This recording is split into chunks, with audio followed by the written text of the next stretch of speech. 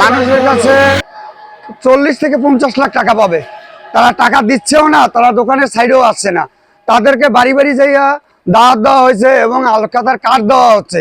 তারা যে এইভাবে আসে না তা তো বলতে পারি না, কারণ আমারও তো 1 লাখ টাকা দিছে।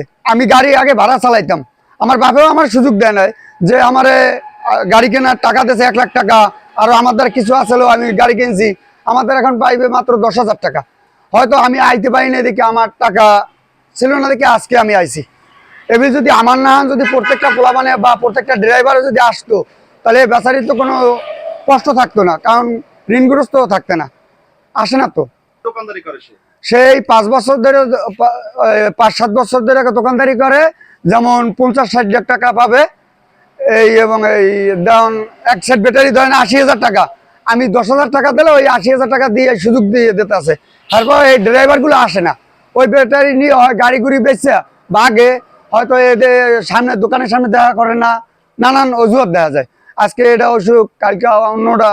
না, এটা তো আমাদের ব্যবসায়ীদের লজ্জার বিষয়। এটা যে আজকে মাইকিং করে বাকি টাকা পাওনাদার যাদের কাছে পাবে তাদের কাছে চাচ্ছে, নাম ধরে ডাকার সে বাধ্য হয়ে আজকে অ্যানাউন্স করছে যে আমি কিন্তু প্রত্যেকের নাম ধরে ডাকবো, আপনারা যদি টাকা কেউ না দেন, আমার আলখাতায় যদি না আসেন, আমি কিন্তু নাম ধরে সবাইকে ডাকবো যদি আপনারা না দেন।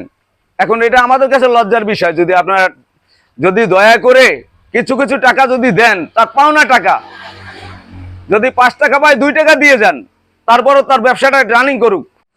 এখানে মাইকে প্রত্যেকটা কাস্টমারের বাসায় যাবে, বাসায় গিয়ে আপনার নাম ধরে ডাকবে, নাম ধরে তার টাকার পরিমাণটাও বলবে যে এই টাকা পাবো, তোমরা এই টাকা পরিশোধ করে দিয়ে দাও।